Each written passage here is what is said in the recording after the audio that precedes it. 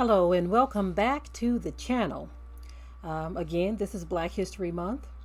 Not that we have to cover these issues only during Black History Month because we cover them throughout the year, but I think this is a very important time to highlight the fact that there is racism in the system. There is systematic racism that exists. People want to deny it, but I have proof for you right here in this video. As a matter of fact, there's proof almost every single day. There's some type of report where the system is used against Black people simply for being Black. Now, for those of you who like to point out Black crimes, we are not talking about a system where if a Black person commits a crime and they have to pay for the crime, hey, that it is what it is. Anyone who commits a crime, you should have to pay for it, right? And I'm going to say depending on what the crime is, because at one point it was a criminal offense for Black people to learn to read. So when I'm talking the crimes I'm talking about, if you go and you rob somebody, if you take someone's life, if you do something like that, you need to pay for it. I don't care if you are Black. I don't care if you are white. I don't care what color you are. But the fact that I'm talking about systematic racism, it was even in place with determining whether or not someone was a criminal. Harriet Tubman was considered a criminal because how dare you try to escape slavery to free yourself from the brutality? I had to throw that in there, y'all. I had to throw that in there because so many things have been criminalized that shouldn't be. And one of those things is teaching true American history. Anyway, let's get to this story. That's what we're trying to talk about here. A building manager calls police on a Black resident for no reason at all. And you're going to see how they're going to try to diffuse things and say, oh, it's okay, because this Black person is no doubt bothered by the fact that the only reason they called the police is because he was Black. All of the other people that are in this building, no reason to call the cops on them because they look the part. Anyway, take a look at this short video clip and I will be right back. What happened? I said, how are you? I'm all right.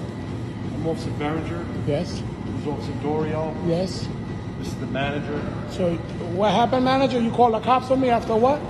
I just wanted to see which apartment you're in. So you called the cops on her? You called her because you didn't ask him anything. I asked everyone else in the You did not ask everyone else. You only asked him, and I don't know what you said, and then you skipped this two white people that was here, and you came straight to us, the black person. I got you on recording, so if you want, I can show it. That's not a problem. Now, what happened? Do you call the cops on everybody here, or do you ask them? It's okay. It's not okay. It's not okay. It's definitely okay. It's not okay. You don't call the cops on resident. That's not what you do. But it's okay. What he should have done was he should have went to his manager, to his boss, and asked. That has nothing to do with calling the cops. You are here, so I'm gonna record. It doesn't matter. We're here Yeah. to make sure that Okay. you're supposed to be. I'm inside a resident. Okay, I'm going to file this one under this man had the I can't help it. The I can't help it. That means something in him just felt the urge to get this Black person out of his presence. So he couldn't help but call the police. Man wasn't committing a crime. He was a resident there just like everybody else.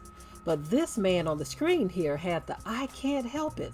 I can't help it. I got to call the cops. There is no way this man is a tenant in this building.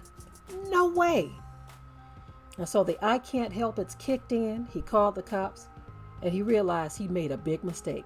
Now his face is all over the internet for being racist. All Black people want is to be left alone in many cases. And of course, I know not every Black person is the same. Not every white person is the same. I feel the need to say this from time to time because you have people who whine on both sides. When you talk about issues, whether Black or white, they whine. And they say, well, it's not all. Of course, we know that. That particular statement is all over the internet, that it's not all. We know that. Anyway, these kinds of incidents happen all of the time. I remember when my husband and I first got married, we lived in an apartment in Michigan. in a predominantly white neighborhood, but there were black tenants too. We were out in Westland, and I remember our upstairs neighbor called with a noise violation. And the noise violation didn't make any sense to us. It didn't make any sense to the building manager. It just didn't make sense. It wasn't our character at all.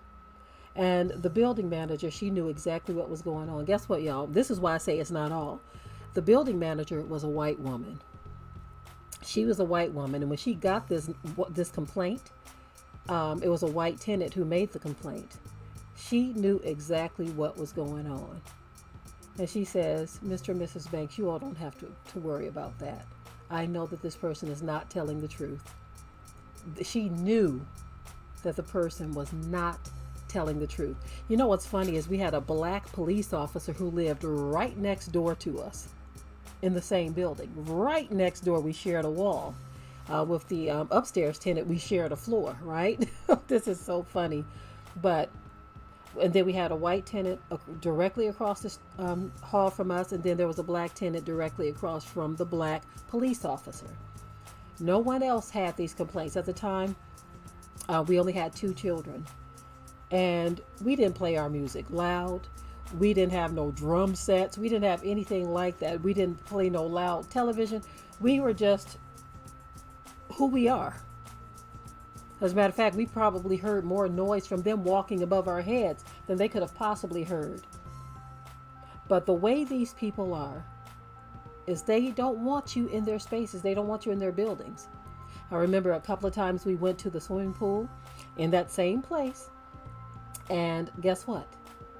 The white people kindly got out. They just one by one got out of the swimming pool when we showed up. It was my husband, myself, I think my niece, and our 2 children at the time. We got in, they got out. In other words, we don't want you in our space, right? And but what's interesting is this is why I say not all of them are this way, because something really, I think it was really cute, happened in the same apartment place. It was really sweet, should I say. But one time it was just me and the children in the swimming pool. And there was a red-haired white guy and his little girl in the swimming pool. And of course, we're cordial people, and there were some other people in there too. I forget the other people because this particular incident stood out because of what happened in the incident. So I don't remember the other people, but there were other people there too, just myself and our 2 older children at the time, and my husband wasn't there. And so this little girl, she's playing with our kids, and she really likes the kids. She's talking to me too, because some children are very friendly. They see you and they know you're friendly, so they like you. And so the little girl strikes up a conversation with me. Then her father comes over. He starts a conversation as well. And then the next thing you know, the little girl grabs her father's hand, and then she grabs my hand, and she attempts to put our hands together, her father and my hand.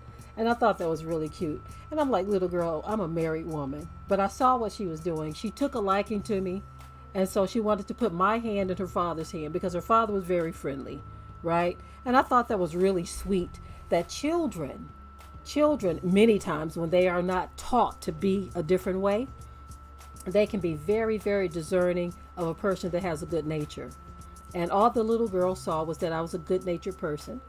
And she saw that her father was a good-natured person. Obviously, her parents were not together, or her mom was gone out of the picture. However, whether she was deceased or they were divorced or whatever, but she tried to put my hand in her father's hand, and I thought that was very cute. So I don't believe that every white person is the same. I don't believe that. But it's not enough to matter when it comes to systemic racism. We cannot ignore it. It exists. It is very, very real. And for those who want to keep trying to pretend like it's not, you are part of the problem, not those of us who speak on it. All right? Anyway, I'm done with the story. Yes, I am. In the comment section below, remember to keep it tight and keep it right. But until next time.